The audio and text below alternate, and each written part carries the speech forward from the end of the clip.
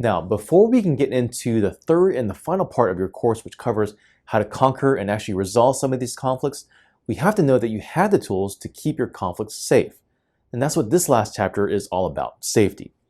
And in conflict terms, that means learning about critical conversations that you absolutely have to know how to have and when to use to make sure that when all else fails, you have the safety mechanisms there to ensure that your conversations stay safe.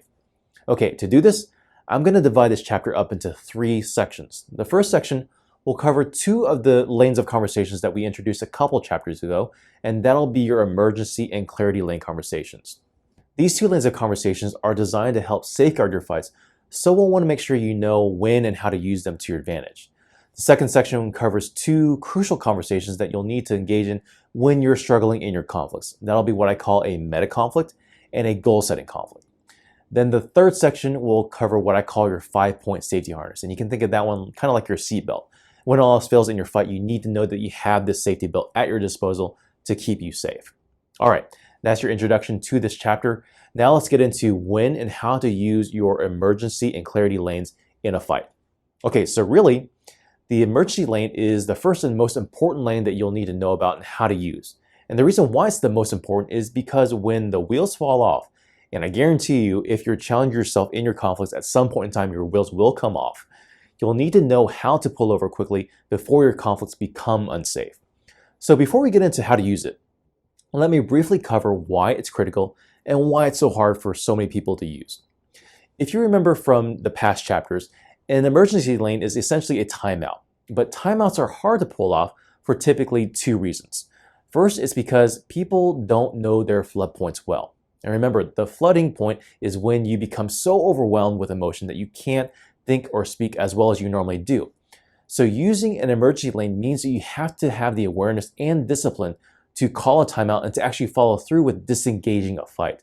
That means there is a small window of time for you to make a decision while you're still in upper brain function. If you recall, this is all about knowing your conflict window, that window of time that you have between getting triggered in a conflict and that flood point. The starting point of a conflict is a trigger. That's the beginning point of your conflict window. When you sense a trigger for a conflict, your emotional awareness signals to your brain that there is a conflict at hand. The flood point is when your lower brain kicks in and you're no longer in control of your words and actions. Your emotional regulating and resiliency skills will determine how long that window of time lasts in between. Most people have a hard time using the timeout because once they're aware of the conflict, they're already past their flood point and they've lost the ability to follow through on a timeout. Meaning that even though their trigger might have happened 5 minutes ago, they're actually not aware that they're cooking in the conflict already. So the trigger and the flood point seem like they're happening at the exact same time, but really it's just because they're not exercising emotional awareness enough to know when they've started cooking already in that conflict. So the key skill here is to be aware of the window of time that you have. Know when you're triggered as soon as possible and call timeouts before you hit the flood point. If you wait until after you're flooded, then you're already dramatically reducing the likelihood that you can actually pull over and stop your conflict from causing damage to your marriage. Okay, the second reason why using the emergency lane is so hard is because of confidence in the time in. You see, usually if a person tends to withdraw or avoid a conflict, they might disengage under the guise of a timeout, but they actually never re-engage the conflict to call a time in. If a timeout is abused simply to avoid fights, the other spouse loses confidence that the timeout will actually result in the conflict being addressed. Essentially, if you cry wolf too many times, your spouse won't listen to your call for a timeout when it matters. So a key skill here is to learn emotional resiliency and tolerance when it comes to uncomfortable feelings that come up in a conflict. If you're not tolerant, then all you'll want to do is withdraw, which might help you to avoid the issue in the moment, but cause much bigger problems down the line and reduce the confidence in your timeout emergency lane mechanism. Okay, so here are the rules for using an emergency lane. At any point in the conflict, whether it's right at the point of the trigger or if you're already in the middle of the conflict and engage in one of the lanes, once you can sense either of you or your spouse is nearing the flood point, turn your signal light on, meaning you indicate that you might be nearing the flood point and you might need to pull over and call a timeout. Use a code word like yellow to tell your spouse that you're nearing the flood point. This ensures both you and your spouse are aware that that conflict window is closing and to work extra hard to exercise emotional regulation and resiliency to keep it expanded. If you can both maintain without flooding, then great, you can continue forward.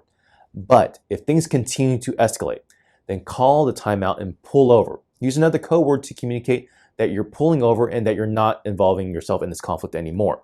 If it helps to go with the same theme, use red to signal the emergency lane to your spouse.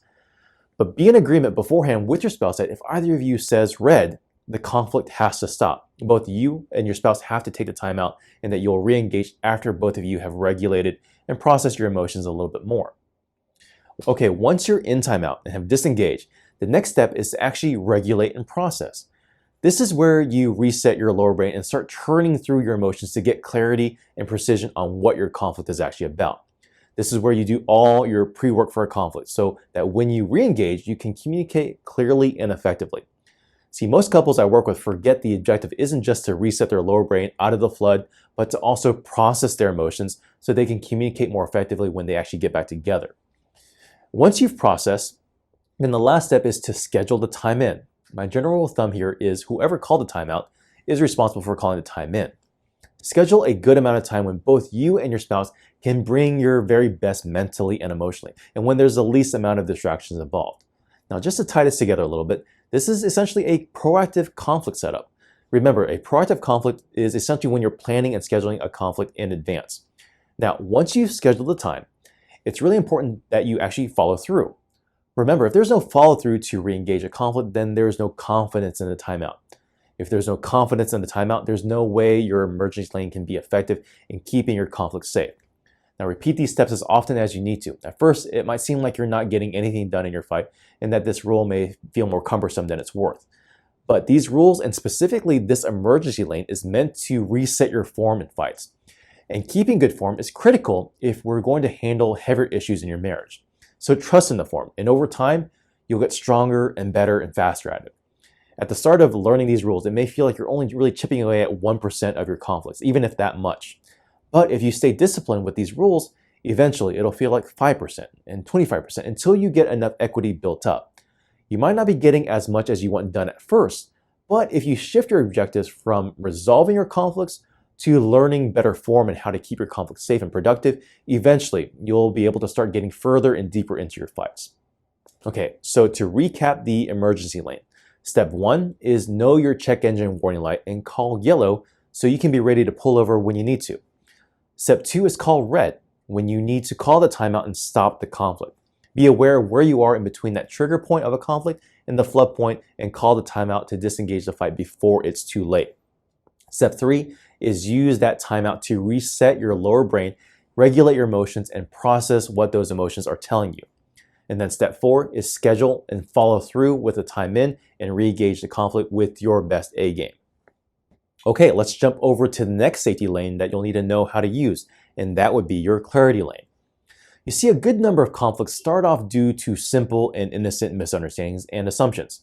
Remember, because we have narratives and preconceived negative notions that easily distort how we interpret words and actions, it helps to account for them by being intentional to ask first instead of assuming the worst about your spouse's intentions. So, creating a dedicated lane to get clarity and clear up any misunderstandings is our attempt to minimize the negative effects of our narratives in a fight. Now, when should we use this lane? The answer is pretty much any time before you engage a conflict. There's never really a bad time to utilize the clarity lane. So whenever you're in that window of time between trigger of a conflict and the flood point, once you're in that zone and you recognize a conflict is at hand, it's always a good and safe practice to start using the clarity lane. Doing this will help you to know if a conflict needs to be had, if at all, and if so, what the next lane of conflict might need to be used. All right, so what does it look like to use a clarity lane and how do you use it? Well, first we have to adjust your mindset and your posture. You see, to really use the clarity lane well, you have to assume positive intent from your spouse, or at the very least, be open to the possibility of a misunderstanding. If you take on this posture, then your line of questioning will come off as genuinely curious and unassuming. But if you go into this lane with a negative assumption already, then your questions that you ask will already feel loaded and leading. Once your posture is set correctly, your next step should be to signal the lane for your spouse. Something like, hey, can I ask you a question about something I noticed or felt earlier? Or you can be explicit and say, hey, I'd like to open up a clarity lane conversation with you. Are you okay with that right now? This will let your spouse know what your intentions are and how to prepare for the conversation. Next, you can move on to the next step and start asking questions. Clarity lane questions center on asking about intention and meaning. hey, what did you mean when you said such and such earlier? Or can I ask you what you were thinking or what your reasoning was when you did X, Y, and Z earlier? The key here is that you need to be asking questions that don't assume things already about your spouse, but really conveys to your spouse that you just want to understand them better. The moment they get any whiff or indication that you're trying to set them up or interrogate them or criticize them, they'll bail out and start becoming defensive. Now, the next step is to make a determination once you get clarity. If it's a misunderstanding, then you can close up that conversation and just go back to tier 1 surface level life, which would be great because unnecessary conflict would then be averted. But if it turns out that there is a conflict to pursue, then at that point, you need to determine which lane that you need to move into and to start setting up your conflict. Just so you know, we'll get into how to set up these conversations when we get into goal setting conflicts in the next section of this chapter. But for now, the important thing to take away is that using this lane means asking questions without assuming negative intent and then getting enough information about the conflict so you can start dividing the conflict up into different tiers, lanes, and so forth. Okay, in the next section, we'll pick up with having 2 more critical conversations and conflicts, and that'll be your meta conflict and your goal setting conflict.